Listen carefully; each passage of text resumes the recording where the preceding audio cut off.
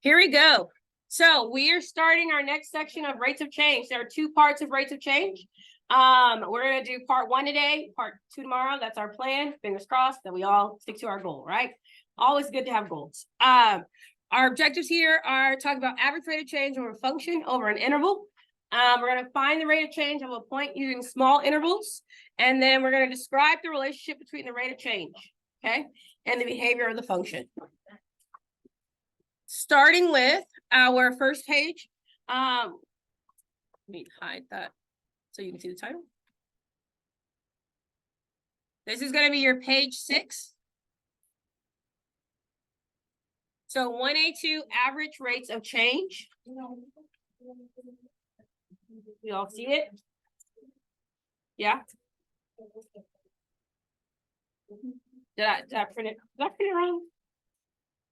It has to flip this way. Oh, that's because when you tape it in your notebook, it should flip up. Okay. In my mind, I thought I did it where it'd be like, oh, the thingy, like when you tape it in, it should do this. Or glue it in. No. Dang it. Okay. I'll figure it out. I'm getting there. Partially print it correctly. Yes, we'll take it. So here we go. Starting off with, what is average rate of change? Okay. The average rate of change between 2 points is the total change of the function's output. Okay. Divided by the input values. Basically, you are subtracting and dividing. Can we all subtract and divide? Yes. So we can all rock. Like we can rock it. Right? We can do that. Sounds pretty doable, right? Subtracting and dividing. All right. Keep that energy. Here we go. So we're going to start with a simple example number 1. To find the average rate of change over a given function, here we have x cubed minus 4x over the interval what? Well, the interval we're going to do is over 1, 3, I think is what I ended up decided on. Yeah. Yes. So we're going to do it over the interval 1, 3. I don't know. All right.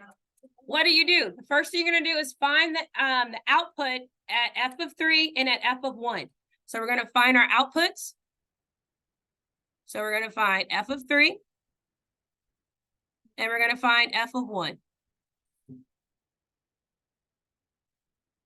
So we're just simply plugging in. So we have 3 to the third minus 4 times 3.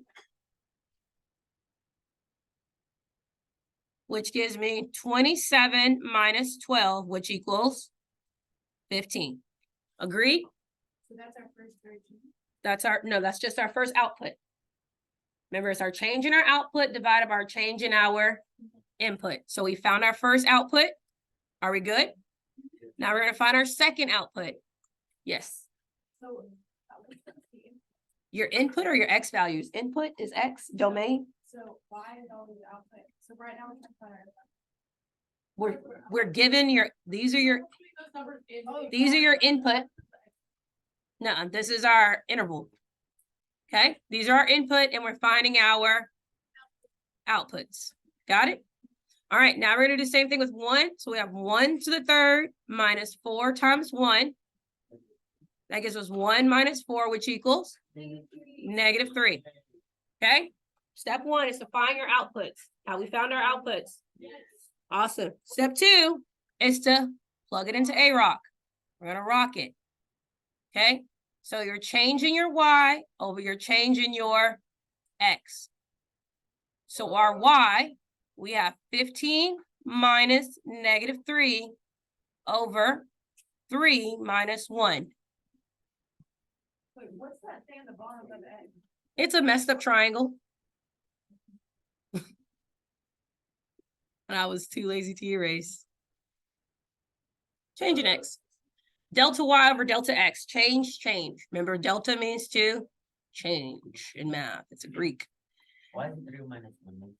Huh? Why is it 3 minus 1? x2.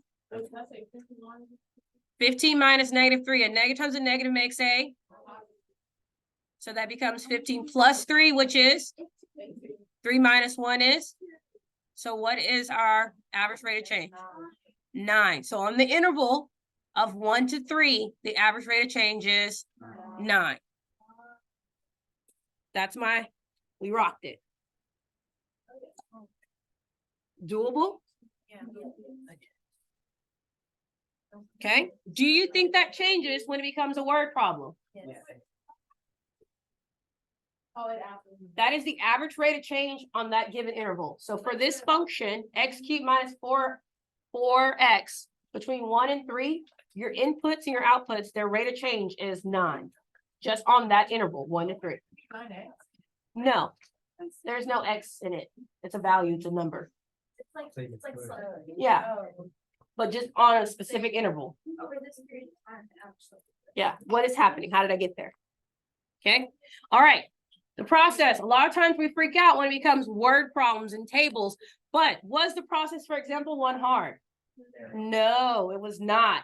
So when you see a word problem, please understand, just read it, see what it's asking for, and understand that it's the same process, okay?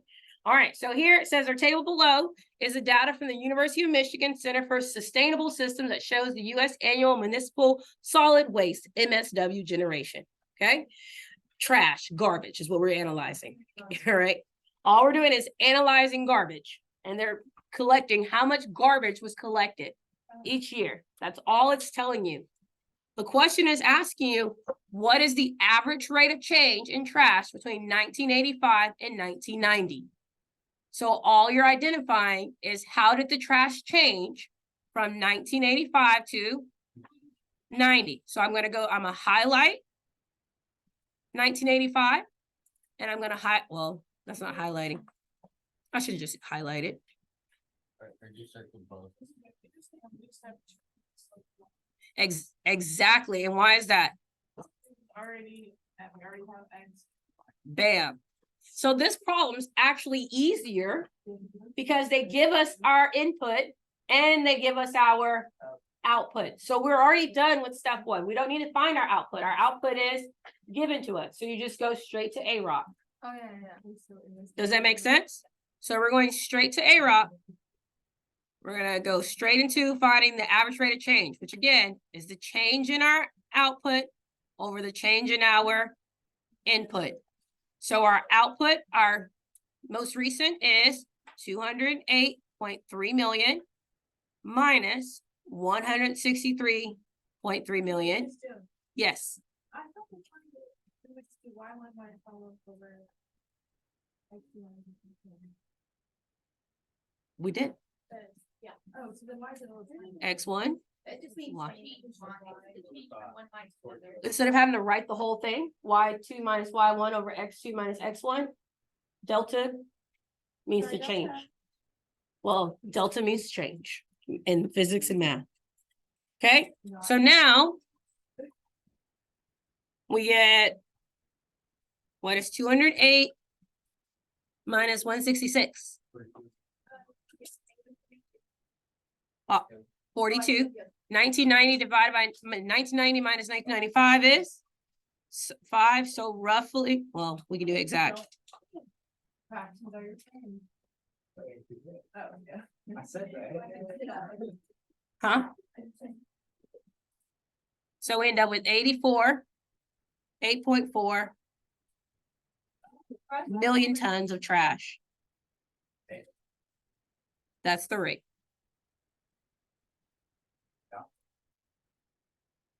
Per year. Yes. But I got it.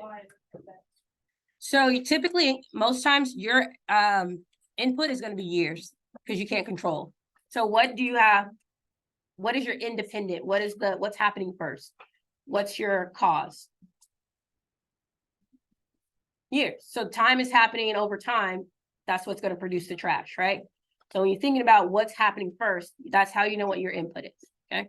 9 times out of 10, time is always going to be your input. Okay. Next. Now it says, did the rate of trash ever decline in the 58-year period? When and what was the average rate? So, okay. So we're saying, what was our only time of decline? Right here, right? So I want you guys to calculate that decline. What is the average rate of decline here? Exactly. You're going to do A-Rock again, but with that.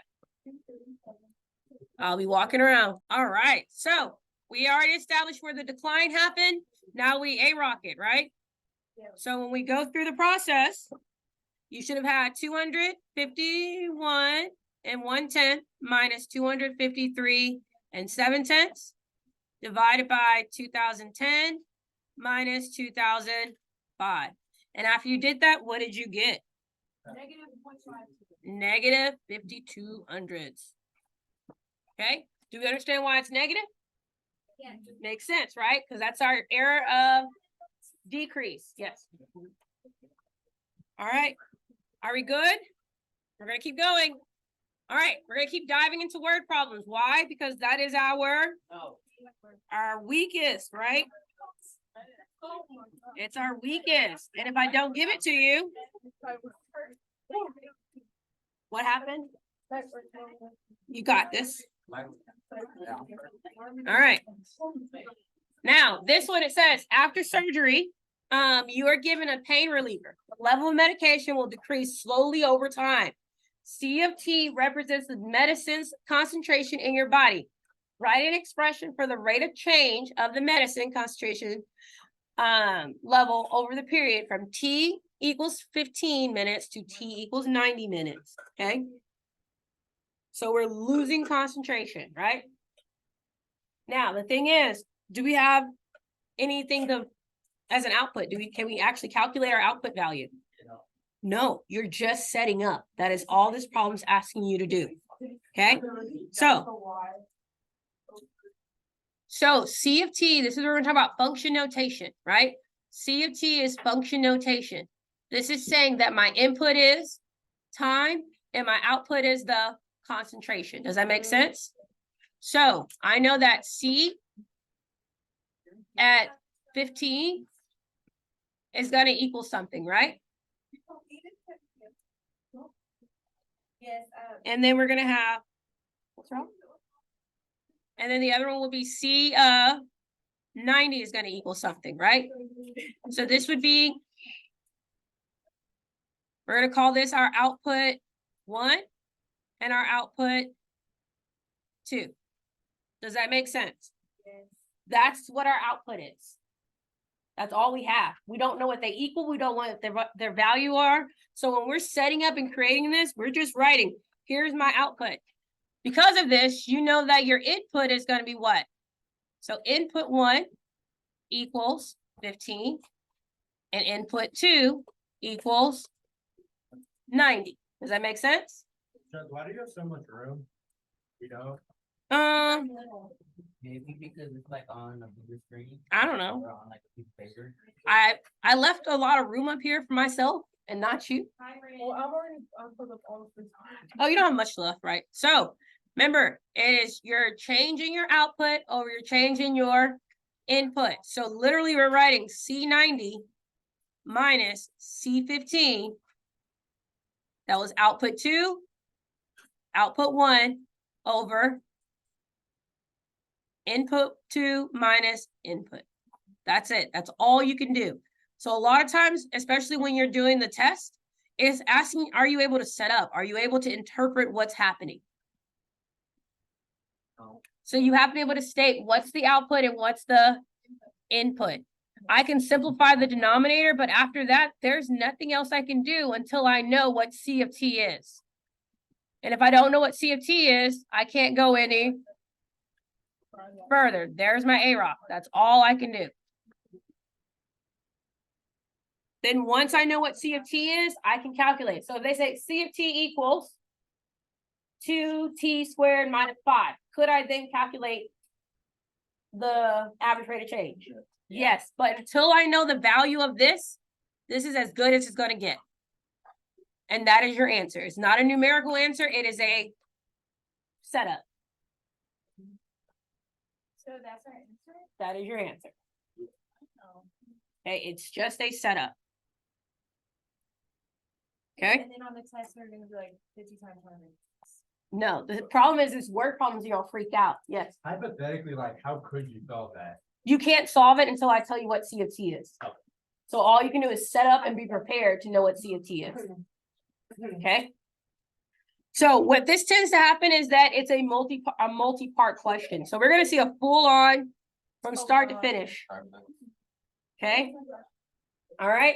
Wasn't that a nice build up? No, you didn't think so? Okay, I thought it was. All right, here we go. So distance versus the graph. Let's explore the distance a car travels over a 2-hour period shown at right. So when you are traveling, you're sloping it out all day long. That's what you're driving, miles per hour. Boop, boop, boop, boop. There's a slope. Okay. So it wants to know what is the average rate of change as the car travels. Well, when we look at this car, it started at what?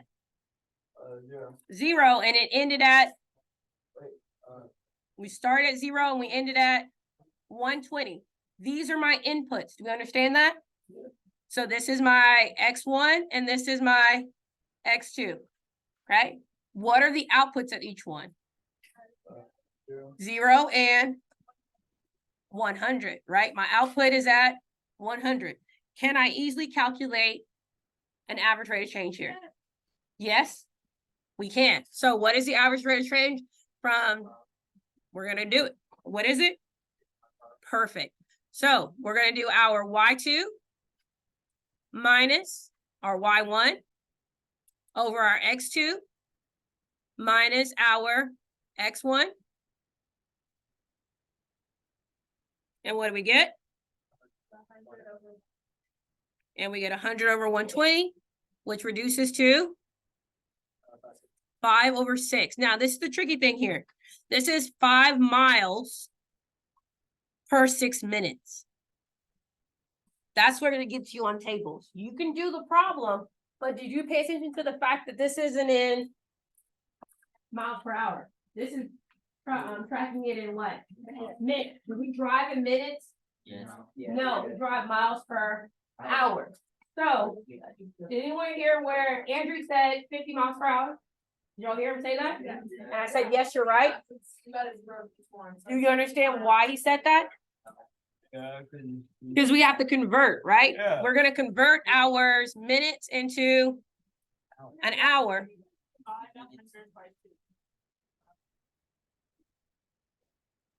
Huh?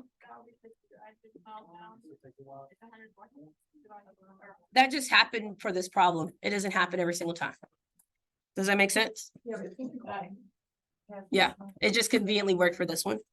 All right, so how do we convert? So if I have, do we remember how converting work? I can stick a 0. Why would I stick a 0? 60 minutes an hour. There's one way to think about it, right? So if I need to go from minutes to an hour, right? I would multiply this by 10. What I do to the denominator, I have to do to the numerator. Does that make sense? Which is why it's 50, and then that makes it 1 hour. So therefore, my speed is now 50 miles per hour. Okay. Now, if that was a 7, could I just stick a 0 on it? No. That's why we do not just say, oh, why don't I just add a 0? Because you have to know why it works for the 6. It works for the 6 because I'm multiplying by 10 to make 60 minutes. Okay. It wouldn't be the same if it was any other number besides 6. Yes? You should do an experimental one. Okay. One that All right. doesn't have a 6 miss. That's all right. Well, maybe you'll get it on your assignment. How fast is the car going from t equals 30 minutes to 60 minutes? So I want you to calculate that. How fast is the car going from t equals, and I want it in miles per hour. So just once you get your A-Rock, is that the answer? No. The next part is converting that to miles per hour. You ask for it and you receive it. All right, so here, t equals 30. So this time I'm going to write it as an ordered pair for us to get started, right? So for t equals 30, at 30 minutes, my output is 20, right? At 60 minutes, my output is 40. So this is my X1, Y1, X2, Y2. Agreed? So when I do A-Rock, change in Y over change in X, I end up with 40 minus 20 divided by 60 minus 30, and I get 20 over 30, which equals 2 over 3. But this is 2 miles in 3 minutes. Does that make sense?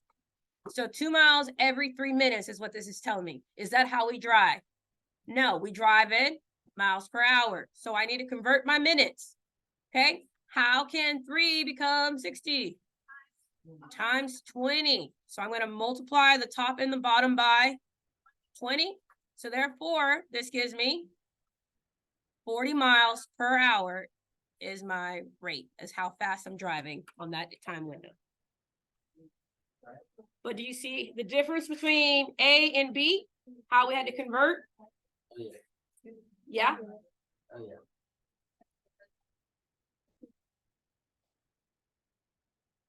Okay. I want you to. What are we going to do now? Oh, D. Are you ready? Wait, I thought you were. No. What feet? What about C? Oh, C. Not that hard. Oh, well, do C. Where do you think the car is traveling the fastest and calculate the rock? Oh, my. How do you know it's driving the fastest? What are you looking for? The steepest. You're looking for the steepness, right? If I'm looking for the fastest, I'm looking for the steepest slope. So where's my steepest slope? Oh, wait, you're right. Where is your steepest slope? Steepest slope. So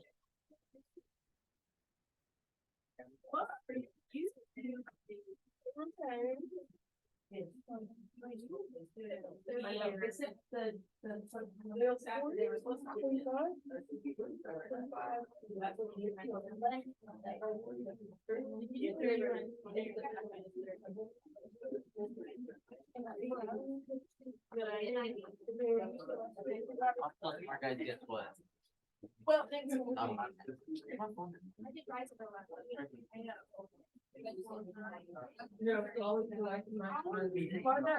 doesn't change. Change to Y or change to X. Change to Y or change to X. That was such a perfect stop. Are we ready? You did it? Oh, fudgesicles. Okay. All right, where did we decide we were the fastest? What was our steepest? Where? I'm sorry. 70, 90. That is our steepest slope, right? This piece right here. So 70, and we end at 40. 90 is at, what is that? 80.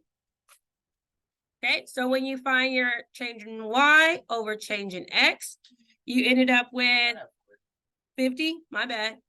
80 minus 50 Over 90. over 90 minus 70. Bro, it's not even. I'm not even. And we get 30 over 20, which is 3 over 2. And then again, this is miles and minutes. How do I become miles per hour? Times 30.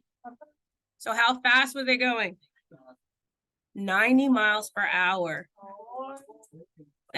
They were speeding. So for that 20-minute time period, they were going real fast. That's not even that fast. That's fast. Imagine someone going that fast down Waco Drive. I have seen people go faster than that. There, exactly. There's no speed limit. Says you're allowed to go 90 miles per Well, hour. there's one that says 85. That's on a toll road, so you're paying to go at 85. Yeah, my dad goes like, Yeah, you're not paying to go 90. yes, I remember one time we were going on the way to Austin from birthday party and we were late and I got a call from my friend while we were going to 120 on the highway. Oh, that's unnecessary.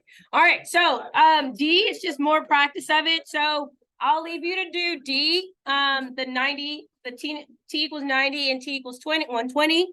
And then it's asking for the speed of the car at 45. So the speed of the car for 45, you got to determine which interval would you use to determine. Okay, so if I'm looking for 45, where would I go? Wow. Which interval? Like between what time period?